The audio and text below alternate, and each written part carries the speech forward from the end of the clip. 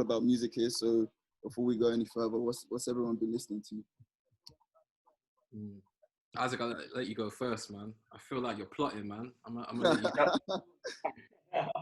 Wait, recently you're saying, like, what have I been listening to? You know, we'll do recently and then we'll do the whole year as well, because obviously we're doing the year wrap up. So, if I'm gonna speak recently, I mean, there's only really one main album that I'm gonna talk about. You lot might know. Kid Cudi album came out last week. You love the humming and the drums, bro. The humming and the drums is like, yeah, man. Yeah, I don't know, man. So obviously I was a big Cudi fan from back in the day, as were a lot of people our age, I guess. So yeah, when I saw that he was releasing the third one of the trilogy, I was like, man, calm. End of the saga. Do you know what I mean? Like Return of the King, Lord of the Rings, bro, or something like that. Bruh, this is a spectacle. And he dropped it like he didn't give too much warning, I think, in terms of like a week. Right? He posted a picture a week ago, and then kind of just came out. Sorry, go on. It kind of just came out randomly, you know. It kind of just dropped. Yeah. It was like I didn't even expect it. So I've mainly been listening to that this week, and yeah, man, I really enjoyed that. I think it took me back a little bit. Especially the second half was more like his old stuff, and then I liked kind of the first half. It was kind of sort of, it was still his vibe, but he had brought in a lot of Pop Smoke and Skepta. I like that tune. Skepta, Pop Smoke, that tune. There was a bit of Travis Scott kind of ad libs in there. Yeah.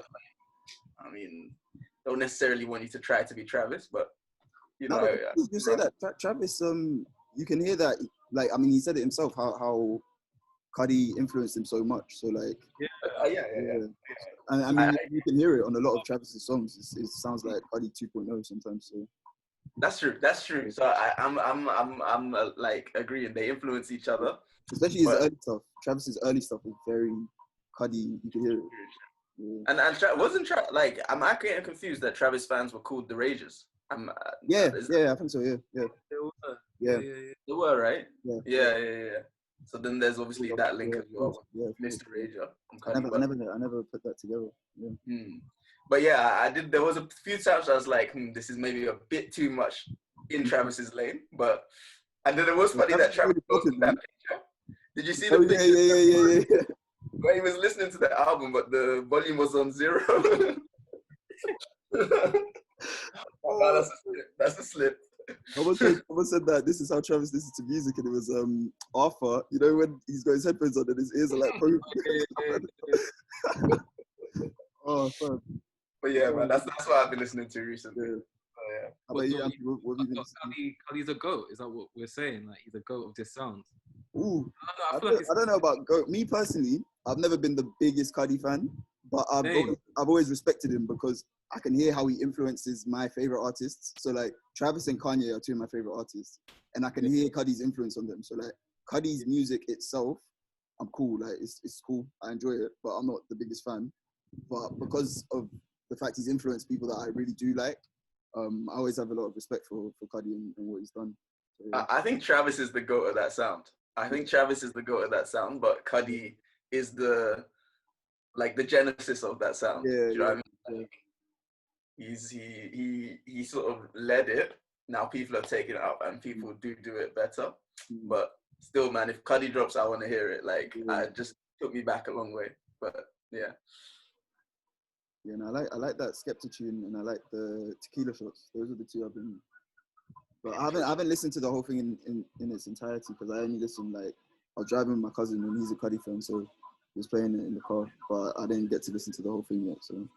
Man, I could break down every song on that album, but let me not do that in it because it's a Cudi episode, man. Too much. So let me just move on. A Cudi episode. Wait. Sam. What were you saying? No, I was saying, what have you been listening to, Sam? You wanted me to go first, right? I'm a hand over now. Right, cool. What I listened to recently? You know what? I listened to, it didn't just come out, but this is a Conway the Machine album. Yeah. Oh. That one. What was it called again? King to a God, I think. Yeah. The one where it's like the covers in black and white.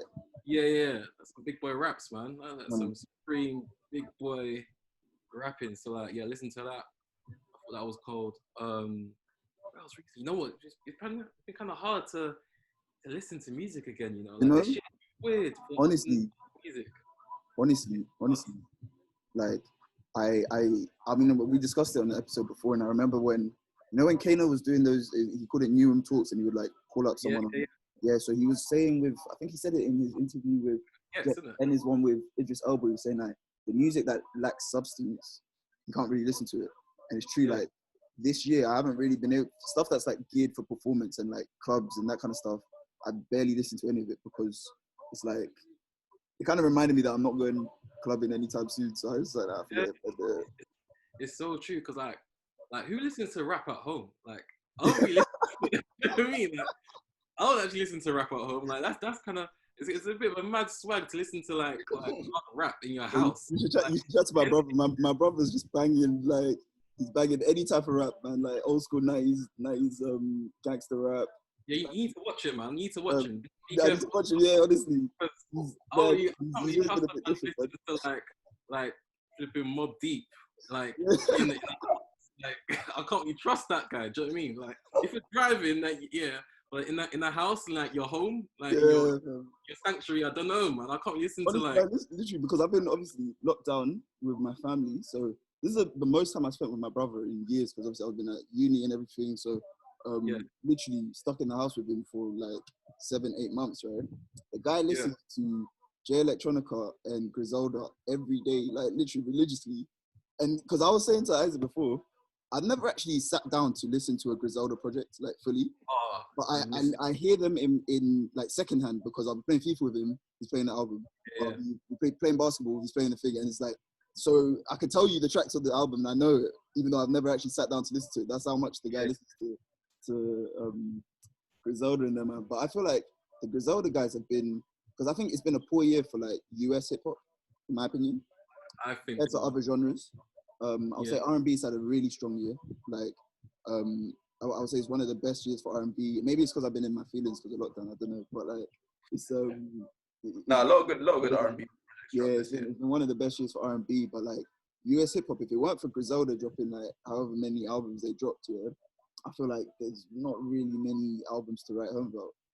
They drop once a month, man. I mean, obviously they've got like, the best ad libs in the game. Yeah, like, the butcher coming. That's my favorite one. But yeah, I think US hip hop has struggled, man. I think this has been a year for R&B and Afrobeats as well. I think there's been some big boy Afrobeats projects that's come out and like pushed it forward. Like, I think there's been like a critique of like, can there be like a solid Afrobeats album? But like, I think you've seen it like Wiz, Fox Slade, like I don't see like they've got like big boy albums, like and R&B as well, man. So you're right. Probably just like obviously we're stuck at home, so you don't want to hear Uncle Murder right now. Do you know what I mean? No, I mean honestly. But yeah, because Afrobeats, I hadn't actually been listening to too much of it. Actually, no, that's a lie, because I was listening to, before Wizkid dropped this year, you know the Soundman EP that he dropped last year? I listened to that a lot this year, and then obviously, like, we'll get into the Spotify rap thing, but once again, my top artist was Burna Boy. That's 2 years in a row, so like I've been banging it, but I feel like once I got here, then obviously when you go out, you're hearing Afrobeats everywhere, and I realized how many proper dope tunes have dropped this year that like might have flown under the radar for some, but like but yeah, it's just feel good music, man. It's like it puts a smile on your face, you know what I mean? Unless you dance. That's what we need to dance again and like just feel a bit good. So Are you on Spotify? Did you get a rap, or are you on something else? No, I support black people, so I'm on Tidal. Like, I thought this is like a podcast where you support like our own. No, you're right, man. For us, was it For Us by Us? But no, I can't lie. Like, I'm the only one in London who's on Tidal. But like, I'm on it because like the sound quality is just so good. I heard. Over there on Tidal. Is it really that much high quality? No, it's different, man. Like the songs do feel and hit like especially in the AirPods or like your car speakers, like you hear a lot more. Like, So I've been on Tidal for. Does Tidal do a wrap up? Nah, listen, like the UX is very awful. Like it's actually bad. Sometimes I think like, oh, you know that meme of like that like SpongeBob meme where Squidward's in the house and like everyone's just outside with their smoke. Yeah. Like that. I just feel like just close my curtains anytime I like it gets wrap in the I just feel like just close my curtains. But, I remember when the raps first started, I was on Apple Music, and I was at the time I was just pretending like that I didn't care. I was like, oh man, why do you need them to tell you what you like to listen to? Obviously you know it. So I was like, bro, I know what I like to listen to. I know what I've been listening to. But then I switched to Spotify, and I got it. Obviously I was posted everywhere. I said, yo, check out my rap. Apple does it now, though. No, doesn't Apple do it? Yeah, they do, but I think theirs is a bit dead. It's not Apple Music fell off a little bit, man. Yeah. They had that good period around 2015. That was when they had the exclusive drops. Yeah. Then Frank Ocean ruined it because he did the whole endless and blonde thing. They said, all right, no more exclusives. We got Frank robbed us. Yeah. That's the music industry, though. The music industry kicked down on Apple Music's head on that one. Well, I do have Spotify, but like it's just like a random list. I think like I don't know, 900 minutes say this year. Like Benji Flo Jolene's my top song. I think that's the only top song I could do because I ain't really listened to it that much. Use Spotify that much, but Man, this year, mine was a lot of what's my top? I mean, my top songs. My top artist was Burna Boy again, and then songs wise, I think it was a lot of like the stuff I was listening to last year as well. Like so, a lot of African Giant again. So did you like Twice as Tall? What do you think as well? Did you like Twice as Tall? I thought it was cool. I've warmed to it a bit more. I think I was a bit harsh. We did like a little review on it back in. You were very harsh on it. Yeah, I think I was a bit harsh. Like I've listened again. I was like, it's actually not as bad. It's just because I loved African Giant so much that it disappointed me, and so I was holding him to like a higher standard than I should have been. I think it was good, but I didn't think it was. I didn't think it was amazing. Yeah, and there's a couple things off there that are it was hard to follow up like straight away off like African Giant. I feel like I don't know why he came so quickly because I'm basically my boy Gayton. He's been on the show before. Big up Gayton. He's Burna Boy's guitarist, so he told me like back in January or something. He's like, oh yeah, Burna's dropping in September. And I was like, bro, his album. Like I just came back from Afro Nation, Ghana, so I was like, bro, his album is still popping off. Why is he dropping again? And I was like, let me not question the artistic. It might be Diddy. Might be because he got that call from Diddy. Say again? Yeah, the call from Diddy. Like it might have been because Diddy wanted to work with him. Yeah, of course. Yeah. The decision to drop again.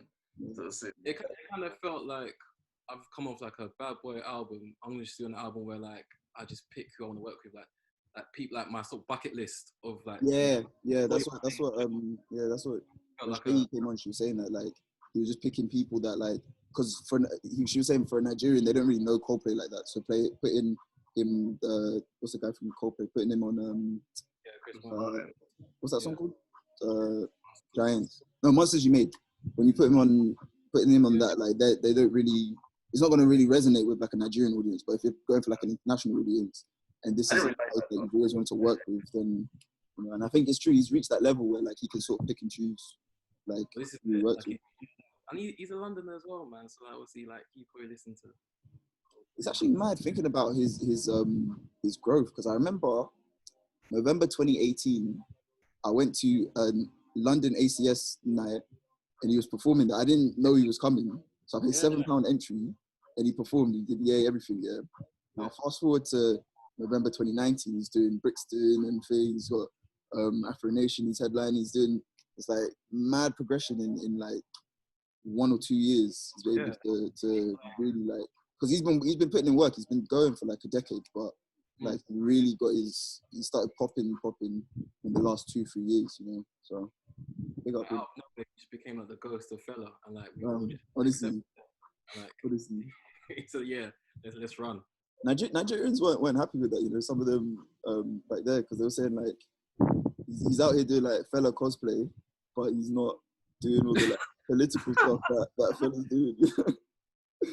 So there was a lot of like backlash. Well, I mean, I saw it on Twitter and stuff. I don't know if it was as loud as it seems on Twitter, but there was a lot of like he was getting a bit of stick for that, for the whole Fella thing. But me, I like the music in it, so yeah. I seen that in the YouTube comments more than anything, bro. You guys ever read the YouTube comments? When yeah, sometimes it can be funny, man. You might get like that one really funny comment. I might, I'm gonna have to give this a like just because. Yeah, I mean, there's some funny comments in there, but I do see a lot of like on certain Burna Boy tracks, a lot of talk about is this like paying homage? Is this fighting? Is this like sometimes like too much like fella? He takes so much of the original song, so he will take a whole fella verse and just slap it on and with it. But they would dress like him and dance like him as well. You know what I mean? So I think it's too much. It's like even back in the day, I remember like you say about Jay-Z, like there's just too many Biggie bars. Yeah. Like, I'm not a writer for myself, and others I say a big verse. Do you know what I mean? So like, I think it's just how much you take from a certain artist. You wait, hold on, are we like you paying homage or like are you trying to like pass off as that artist? Yeah. The people that are like stands of a certain artist are always very protective of that artist. So if they see someone else doing something similar to the artist, you're always gonna get that backlash. You know what I mean?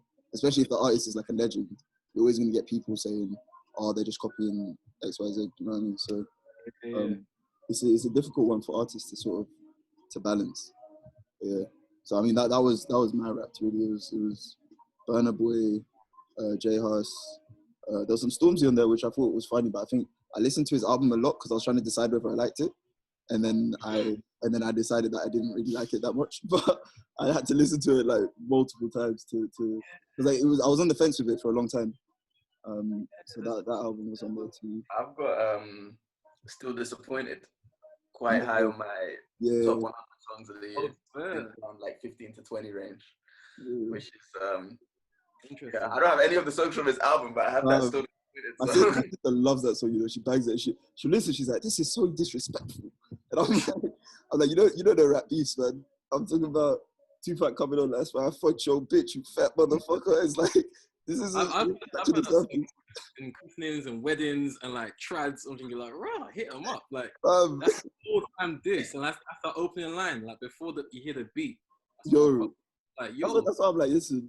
No one should talk about disrespect. If you start the song like that, I'm like, nah, come on. That's the ultimate. It has to be. Yeah. But that one I have.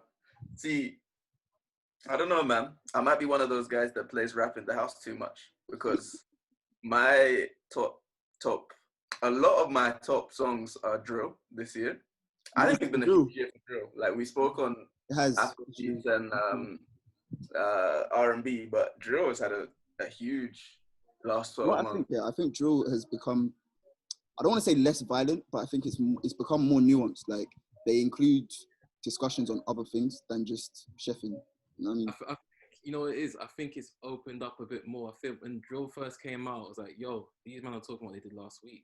And like now it's like you can do like a hit drill song. So it's like it's become a bit more wide. And I'm not just talking UK as well. I'm talking like a mixture of UK and US. Is that Drill's popping off in Ghana, you know. I didn't realize until recently. Listen, shout out Kumerica, man. America for life. America for life. Yesterday I was out, and they had like a whole drill segment. And me, like, I like drill. I don't like to hear it in a club. But these man were, I mean, like certain drill songs, like the more popular drill songs, they're called in a club, like Dio, for example. Like I don't even really think of that as drill anymore because it's like it's become like a hit, like a party song. But these guys were going in, they were playing drill for like at least 20-30 minutes. And I was like, like personally, I wasn't really feeling it, but looking around and seeing the reaction from people, I'm like, yo, God, like drill's really, and I think it's a testament to like the UK as well, because obviously drill didn't originate in the UK, but like I think this sort of wave of drill's sort of global popularity has very much been driven by the UK producers. Very UK based. So I think it's a shout out to them. You know? Yeah, I think like what we're hearing right now, even though like obviously it's drill originated in Chicago, but what you're hearing right now is like originating from London, and like New York have taken it, and the sounds going there, the beats are going there and stuff. So yeah, you're right. Drill's had a sick year. Like I've been listening to like a lot of old drill, to be fair. Actually, listen to like you guys know CB. I never really. Yeah. Like me, I'm like I dibble and dabble with drill. Like I just listen to a little bit because I can't. I can't relate to a lot of it, so I can't really listen to That's yeah. So I like it, like if it's got a good beat and the spitting and stuff, and I'm cool with no, it. that's true. Obviously, Isaac's in his house with a belly on, just listening to crazy type, like crazy. You know what it is? You know what it is? It's because let me see what's on this list. A few of them are just like big songs. So my my top song of the year was that Big Drip song. That Big Drip. Like then I have like Surely, Dutchavelli, Christopher Walken, Dior, Only You, the Heady One Drake song. Like that's a lot of joy. Yeah, Millions, well, Billions by Millions, Y3 by Millions. Like I don't know. I feel like there was just a lot of good drill songs that came out this year, and there were a few albums. So like, if it's an album, I'll spin it and see what it's like, especially from a big artist. Which drill albums have you been feeling? Because me, I don't really listen to, other than Heady One, I don't really spin drill albums that much. I used to listen to like K-Trap a little bit and stuff, but even that, I just sort of dibble and dabble. Like I listen to a few tracks rather than the full project. Yeah. See, for me, it's not like I listen to loads of drill artists. But if it's a big album that came out, I'll probably give it a spin. Like I listened to the Dutchavelli one. I think Dig That's one came out 2019, right? Like end of 2019. I think so. I listened to that. I listened to the Pop Smoke albums. Yeah, the Pop Smoke albums were sick. Like, they didn't even sound too drill. I think he was. I mean, it's obviously rest in peace, Pop Smoke. I feel like he was trying to take it in a different direction with the album. He was expanding a bit, man. Yeah. Eddie's like not specifically drill anymore. Yeah. Like it's like it's changing. Like you're finding people with the faces of the genre now. They're like just putting different sounds, and like Heady did that experimental sort of take as well. Like they're taking different. I wasn't a fan of that one though. I thought it was alright.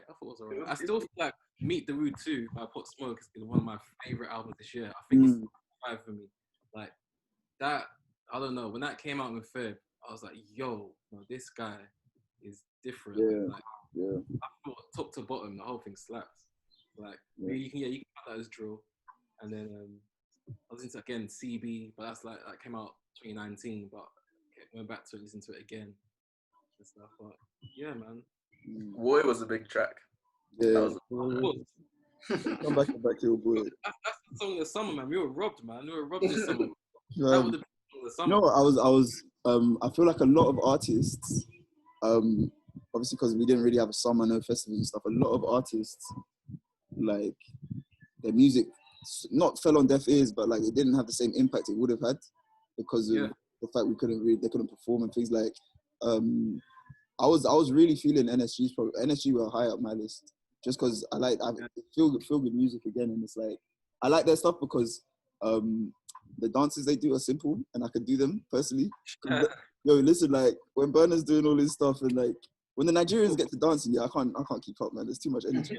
So, but with these guys, it's like a simple couple steps and you could just do it. And it like hits in the dance, So, but I feel like their project, which was I really liked it, but I feel it didn't really get the reception it would have got because we couldn't really hear it at a festival. We couldn't really, you know what I mean? So.